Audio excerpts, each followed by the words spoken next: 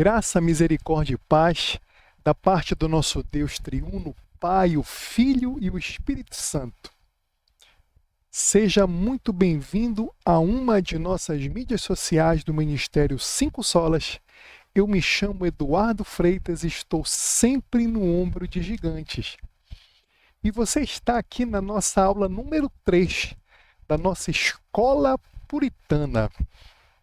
E nessa Escola Puritana, nós estamos lendo aqui o livro O Peregrino, do puritano inglês John Bunyan.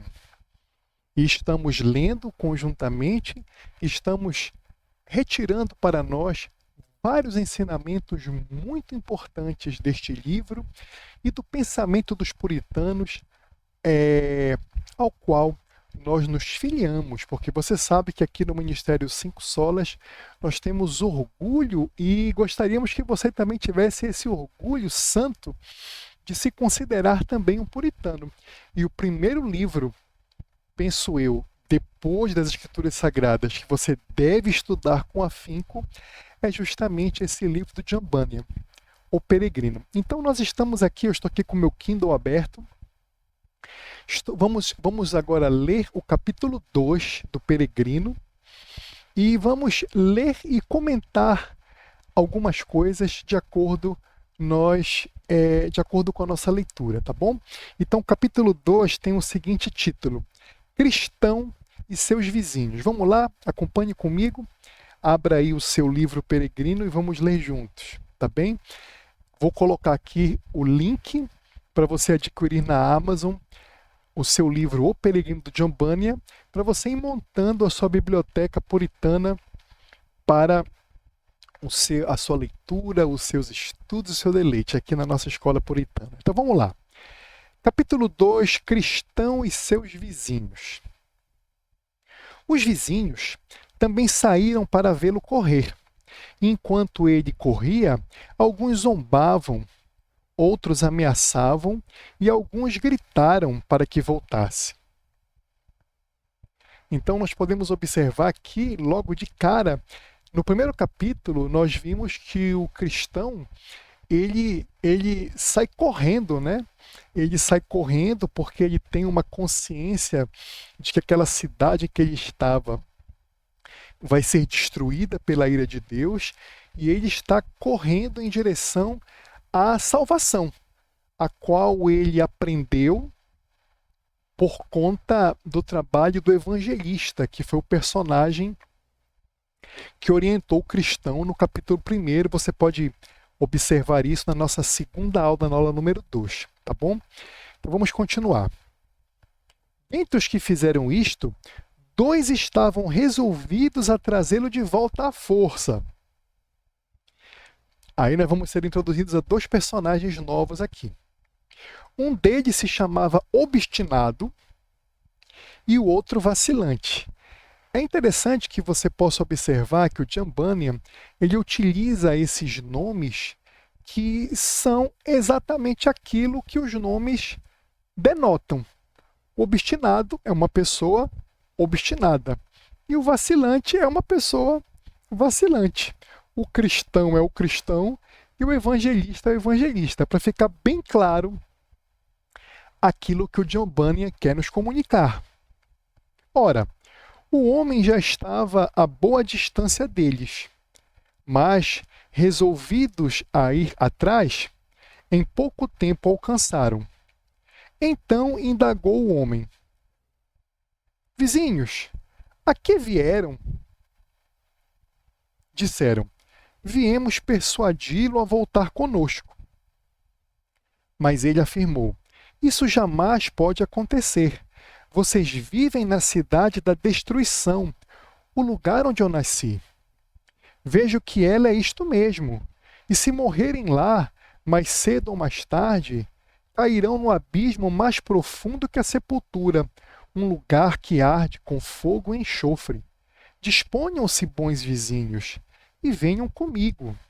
Então vocês reparem que o cristão, até agora, né, ele não é nomeado como cristão. O John Bunyan está falando aqui o homem, né? Mais para frente ele vai ser nomeado como cristão. Então, esses vizinhos foram atrás deste homem, que nós sabemos que é o cristão, para dissuadi-lo, para trazê-lo de volta, por conta de que não queriam que o cristão ele fosse nessa jornada. E, meus irmãos, quantas vezes isso acontece na nossa vida cristã? Nós somos regenerados pelo Senhor Deus, nós recebemos o Evangelho por meio do evangelista das nossas vidas, movido pelo Espírito Santo a nos pregar o Evangelho, a nos testemunhar de Cristo, e nós corremos ansiosamente para os pés de Cristo e parece que tudo à nossa volta está conspirando contra esta nossa corrida. E o John Bunyan nos apresenta na figura aqui inicial desses dois personagens, né? O obstinado e o vacilante, nos apresentando aqui estas duas figuras que tentam impedir o avanço do cristão na sua caminhada redentiva, né? Vamos prosseguir. O quê? Disse o obstinado. Deixar nossos amigos e confortos para trás? Sim, replicou o cristão. Esse era o seu nome. Agora o John Bunyan nos informa que o nome deste homem, do personagem principal, é o cristão. Porque tudo que vocês abandonarem não é digno de ser comparado a uma pequena parte do que eu estou procurando desfrutar. E se vocês me acompanharem e disto se apropriarem, lhes acontecerá o mesmo, porque aonde eu vou há mais do que o suficiente. Venham e comprovem o que eu digo. Então o cristão apresenta, olha, tudo aquilo que vocês possam me apresentar de amigos e conforto, nesta cidade que vai ser destruída pela ira de Deus por conta dos pecados, isto não é nada comparado àquilo que eu estou procurando. Aí o obstinado fala para ele, que coisas você procura, pois deixou todo o mundo para encontrá-las. Você deixou todo o mundo para encontrá-las. Aí o cristão responde, busco uma herança incorruptível, sem mácula, imarcessível, guardada no céu, onde está bem segura, para ser outorgada na hora certa àqueles que a procuram com diligência. Se desejarem, leiam sobre isto em meu livro. Então nós já sabemos que esse livro que o cristão está trazendo com ele é a palavra de Deus. E nela nós encontramos as palavras de vida eterna. E são elas mesmas que nos apresentam Jesus Cristo, nosso único Senhor e Salvador. A nossa joia mais preciosa, aquela a qual nós abandonamos tudo que o mundo pode nos oferecer, o conforto, as riquezas, as amizades, tudo, por conta desta preciosidade que é a comunhão com Cristo. Aí o obstinado fala assim, fora com seu livro, você volta conosco ou não? O cristão responde, não volto, porque já estou com a mão no arado. Isso me lembra aquela linda música do grupo Logos. Quem tem posto a mão no arado não pode mais olhar para trás, pois quem no arado põe a mão, trabalho certo e perto, tem serviço e profissão. Você já colocou a mão no arado, meu irmão querido? Você já deu o primeiro passo em direção a Cristo? Se ainda não, aproveite enquanto há tempo. Busque ao Senhor enquanto você pode encontrá-lo. Aí o obstinado fala, venha então, vacilante, voltemos para casa sem ele. Existem muitos desses presunçosos malucos que, ao levarem o capricho ao extremo, são mais sábios a seus próprios olhos do que 7 homens que podem oferecer bons argumentos. Então, repare que o obstinado, ele fala aqui como Nós ouvimos muitas das vezes, quando nós somos convertidos pelo Espírito Santo, regenerados, e nos jogamos aos pés do Senhor e começamos a nossa caminhada correndo rumo a Cristo, como o cristão tem feito, nós ouvimos, né, dos nossos amigos, colegas, parentes e até familiares na nossa própria casa, né, que nós somos radicais, nós somos fanáticos e às vezes até de irmãos da igreja, né, quando nós nos observamos como pecadores e desejamos nos santificar, nos purificar, quando nós buscamos os ideais puritanos na nossa vida, nós somos chamados de santarrões, de anacrônicos, somos chamados de pessoas que querem ser muito diferentes aí dos outros irmãos ou das outras pessoas, né? Mas o vacilante responde: não injurie. Se o que o bom cristão afirma é verdade, as coisas que ele busca são melhores do que as nossas. Meu coração se inclina a acompanhá-lo. Então repare que o vacilante, ele dá aqui um primeiro passo. Ele quer acompanhar o cristão. Aí o obstinado fala: o quê? O número de tolos é ainda maior. Ouça o que eu lhe digo e volte. Quem sabe para onde o levará um doente mental como este homem? Volte, volte e seja sábio. É o que nós ouvimos constantemente. Que nós somos loucos, fanáticos, radicais. Fazemos tudo a ferro e fogo. Para nós ou é branco ou é preto. Não existe tom de cinzas. Para nós ou é verdade ou é mentira. Ou é sim ou não. E devemos ser assim mesmo, pois assim a palavra de Deus nos instrui. Aí o cristão fala: não, pelo contrário. Venha comigo, vacilante. Existem estas coisas sobre as quais falei e muitas outras glórias também. Se você não me acredita, leia neste livro. E quanto à verdade do que ele expressa, está completamente confirmada pelo sangue daquele que o escreveu. Ah, meus irmãos, que poder! O sangue de Cristo, o sangue do Senhor Jesus, nos purifica de todo pecado. Aqui nesta analogia que o John Bunyan faz, que o livro foi escrito com sangue, assegurado pelo sangue daquele que nos redimiu, Cristo Jesus. Essa certeza que você e eu temos que ter na nossa caminhada cristã, que é o sangue de Cristo, cuja uma única gota tem o poder de redimir os céus e a terra e tudo que existe, porque Ele é Deus, o Filho Santíssimo de Deus. Aí o vacilante fala: bem, vizinho obstinado, começo a tomar uma decisão. Pretendo ir com este bom homem e lançar minha sorte com a dele. Mas, prezado companheiro, você sabe o caminho para esse lugar desejado? O vacilante pergunta aqui para o cristão. Aí o cristão responde: fui instruído por um homem chamado evangelista a apressar-me e alcançar uma pequena porta que está mais adiante, onde receberemos instruções sobre o caminho.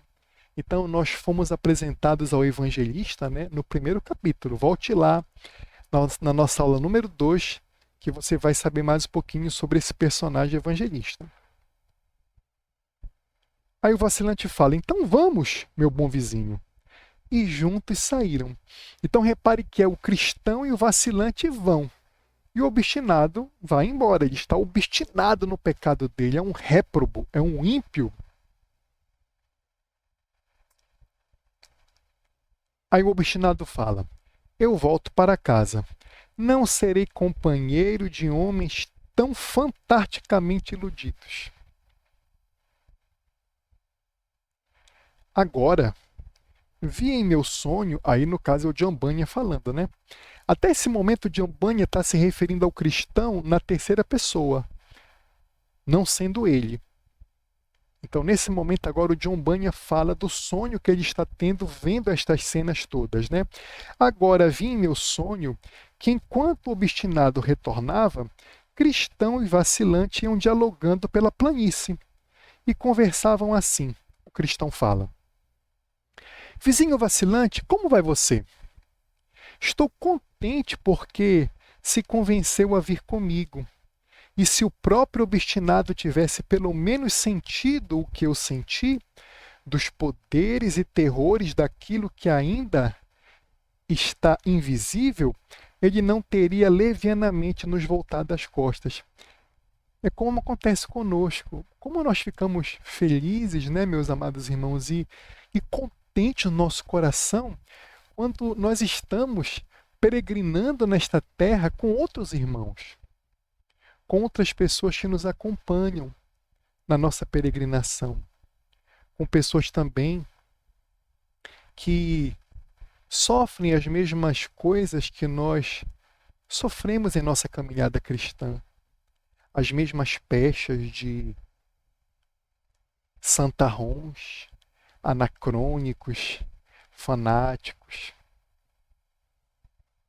E nós compartilhamos experiências juntas, essa felicidade que o cristão está demonstrando por conta do vacilante estar com ele, o acompanhando na sua caminhada. E ficamos tristes também quando,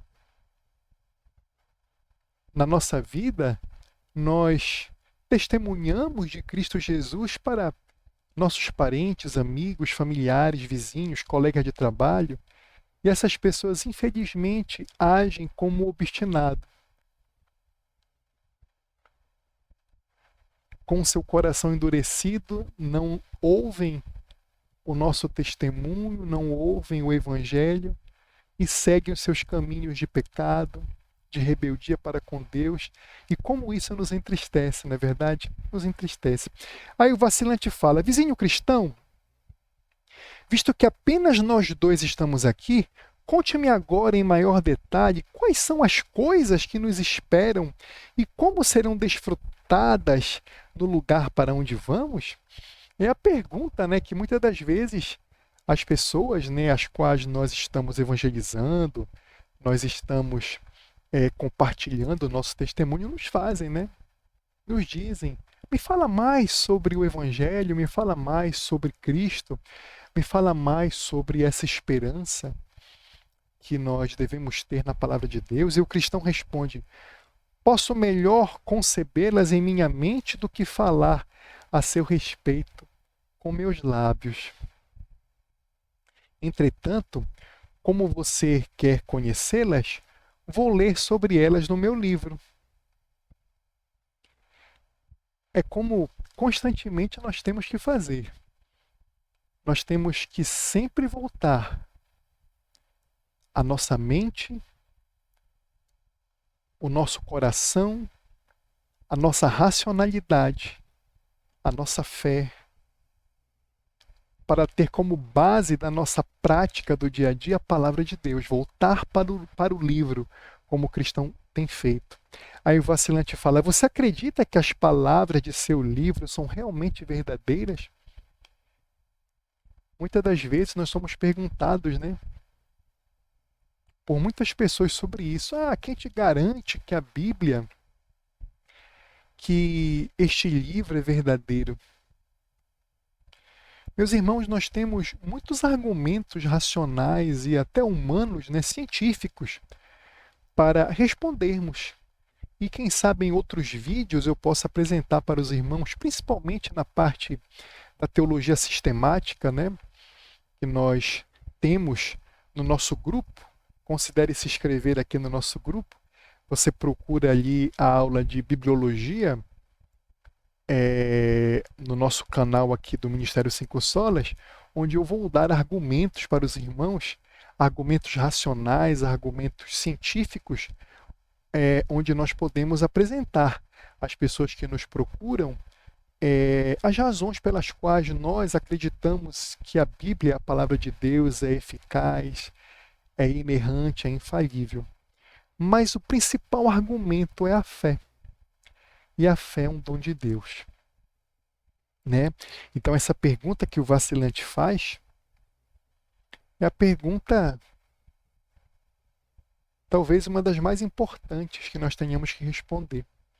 Sim, nós podemos conversar racionalmente, dando as razões da nossa esperança, mas nós temos que orar para que o Senhor Deus, por meio do Espírito de Cristo, o Espírito Santo, convença, regenere o coração do nosso interlocutor, da pessoa a qual nós estamos evangelizando, para que ele possa compreender a Bíblia como a palavra de Deus. Aí o cristão fala, sim, com certeza, porque é obra daquele que não pode mentir. Deus. Um livro escrito e atestado pelo sangue do Cordeiro. Aí o vacilante fala, você disse bem, quais são as coisas prometidas? Aí o cristão fala, há um reino infinito para ser habitado, e a vida eterna a nos ser concedida, a fim de que habitemos naquele reino para sempre. O vacilante fala, ótimo, o que mais? Cristão, há coroas de glória que nos serão dadas e vestes que nos farão brilhar como o sol no firmamento dos céus. É o último estágio da nossa vida cristã, na nossa glorificação, quando o nosso espírito, no caso, as pessoas que morrerem em Cristo, serão juntadas novamente na ressurreição dos seus corpos, com seus corpos incorruptíveis, bem como as pessoas que estiverem vivas por conta da vinda do Senhor Jesus, serão transformadas como um piscar de olhos. E nós seremos glorificados. Teremos corpos incorruptíveis, receberemos coroas de glória, porque Cristo venceu para o seu povo esta batalha. E o vacilante fala, isso é agradável, o que mais? Cristão fala, não haverá mais choro, nem tristeza, porque aquele que é o proprietário do lugar limpará de nossos olhos toda lágrima. Meu irmão, tudo aquilo que você tem experimentado de sofrimento, de dor, por conta da regeneração que o Senhor fez no teu coração, e por conta disso, de você estar procurando em Cristo Jesus e no poder do Espírito Santo santificar a cada dia todo o sofrimento que você tem passado. Acredite que o Senhor enxugará do seu rosto toda lágrima. Aí o vacilante fala, com quem viveremos ali? O cristão fala, lá estaremos com serafins e querubins, criaturas cujo brilho nos deslumbrará. Também encontraremos com milhares de pessoas que foram para lá antes de nós. Nenhuma delas pratica o mal. Todas são cheias de amor e santidade, vivendo diante de Deus, aceitas em sua presença eternamente. Enfim, ali veremos os anciãos com suas coroas de ouro e os salvos com suas harpas de ouro. Veremos homens que pelo mundo foram esquartejados e queimados, foram comidos pelas feras e afogados nos mares, por causa do amor que tinham para com o Senhor do lugar. Todos estarão bem e terão a imortalidade como sua vestimenta. Meus amados, na história da igreja, na história do povo de Deus, desde Gênesis, desde o justo Abel, nós somos entregues à violência neste mundo. Nós somos perseguidos pela semente da serpente. Nós somos perseguidos, humilhados, mortos. Somos difamados. infamados. Tudo porque somos povo de Deus. Mas não se preocupe. O nosso Redentor vive e Ele está sentado à direita de Deus Pai, cheio de poder e glória. E nenhum pecado, por menor que seja, meu amado irmão, passará impune. Este pecado será punido. Ou já foi punido na cruz, em Cristo Jesus, para nós, os eleitos. Ou será punido no inferno eterno, para aqueles que não se submeteram ao senhorio de Cristo. Aí o vacilante diz: o ouvir isso é suficiente para extasiar o coração. Mas essas coisas existem mesmo para serem desfrutadas? De que maneira participaremos delas? Olha o vacilante já mostrando aqui as suas dúvidas, né? Os seus vacilos. E o cristão diz: o governador do país já registrou isso no livro, cuja essência é: se estamos verdadeiramente dispostos a ter estas coisas, ele as concederá de graça. Aí o vacilante diz: muito bem, companheiro, fico feliz em ouvir essas coisas, então vamos apressar o passo. Então observe que a soberania de Deus, ela anda lado a lado com a nossa responsabilidade. Com a nossa responsabilidade que o banner nos apresenta aqui, nesta fala do cristão. Se estamos verdadeiramente dispostos a ter essas coisas. Aqui nós temos a responsabilidade humana de nós corrermos para os pés de Cristo, de nós nos arrependermos dos nossos pecados, de nós confessarmos os nossos pecados, de nós termos fé somente em Cristo Jesus. E aí vem a soberania de Deus, que nos deu essa fé, regenerando nosso coração, e que nos concede por graça, e registrou todas essas bênçãos neste livro que é a palavra de Deus. Aí o cristão diz: não posso andar tão depressa como gostaria, por causa deste fardo que está em minhas costas. Este fardo, meus irmãos, é o peso do pecado. E neste momento o cristão ainda levava este peso nas costas dele. Ele não tinha se livrado deste fardo, da culpa, da acusação do diabo pelos pecados passados, que tanto o cristão aqui, personagem do livro, quanto nós tínhamos antes de nos livrarmos em Cristo Jesus de maneira efetiva e legítima deste fardo, que nós veremos nas aulas posteriores. Aí o John Bunyan volta aqui na figura do narrador, né? Vi em meu sonho que logo ao terminarem essa conversa, aproximaram-se de um pântano lamacento, existente no meio da planície, e por descuido, os dois caíram repentinamente no lamaçal, cujo nome era Pântano do Desânimo. Pântano do Desânimo. Meus amados, quantas vezes nós caímos nesse pântano do desânimo? Já foi dito que a vida cristã, ela é feita de altos e baixos. E muitas das vezes esses baixos estão nessa planície, nesse pântano do desânimo. Quando nós ficamos desanimados pelas tempestades, pelos desertos da vida, pelas provações, pelos problemas. E nós caímos nesse pântano. Talvez você esteja nesse pântano.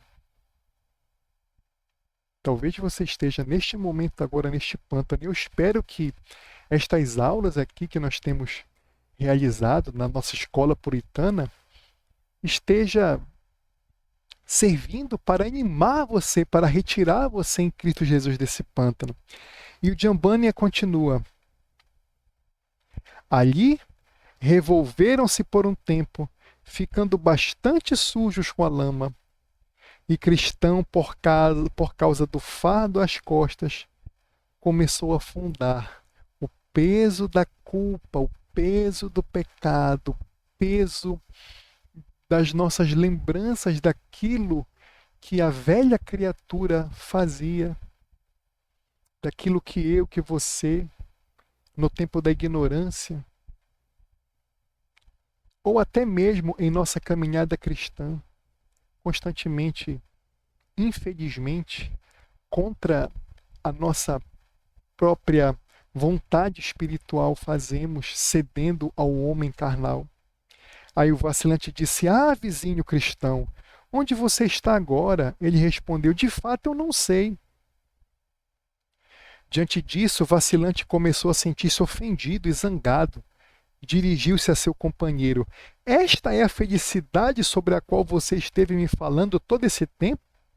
Se nos sobrevém tamanha felicidade logo no início do caminho, o que podemos esperar entre este ponto e o fim da viagem? Que eu possa sair com vida desse lamaçal, e em meu lugar você possua sozinho o país esplêndido." Nisto, ele fez 1 ou 2 esforços desesperados e saiu do pântano, pelo lado que ficava mais perto de sua própria casa. Então foi-se embora, e Cristão não o viu mais. Então, observe, meus amados irmãos, que a figura deste personagem aqui do vacilante é a figura daquela pessoa que até nos acompanha no primeiro momento em nossa caminhada cristã. Às vezes frequenta a mesma igreja local que a gente, recebe com muita alegria a palavra de Deus, recebe com ânimo a palavra do Senhor em um primeiro momento, mas quando efetivamente ela cai neste pântano do desânimo, quando as perseguições, as intempéries das tempestades da vida, dos desertos, os quais peregrinos como nós, que não somos deste mundo, mas nós estamos neste mundo, passamos, abandonam. E nós aprendemos pela palavra de Deus que elas abandonam a fé porque, na verdade, elas saíram do nosso meio porque nunca, na realidade, foram do nosso meio. E eu não estou falando aqui de denominações específicas. Percebem? Infelizmente, muitos pastores que na realidade são lobos em pele de ovelha, de cordeiros, que amedrontam os servos do Senhor, dizendo: se abandonarem aqui a minha cobertura espiritual, se abandonarem aqui os meus ensinos, esta igreja local, estão mostrando que não são crentes. Não. Aqui o Giambani está falando de crente genuíno. E às vezes você está numa igreja que não é genuinamente cristã. E eu já ensinei para vocês, de acordo com os puritanos, o que é uma igreja cristã. Ela possui 3 marcas. Uma igreja, quando eu falo local, para você poder frequentar. E você deve frequentar uma igreja, mas desde que seja uma igreja genuína. Ela tem que ter a pregação genuína do Evangelho, a administração correta dos sacramentos batismo e santa ceia e a administração da disciplina cristã, de maneira correta. Não pode ter dono, o pastor não pode ser o dono da igreja. Percebe? Ele tem que estar submetido a um conselho, a um colegiado, a presbíteros, a anciãos, a homens experimentados na fé, que estão literalmente fiscalizando a vida deste pastor, exigindo prestação de contas, tanto daquilo que é pregado no púlpito, quanto da administração da igreja. Então perceba que muitas das vezes essa expressão "saíram dos nossos porque não era dos nossos" é usada de maneira equivocada. Tá?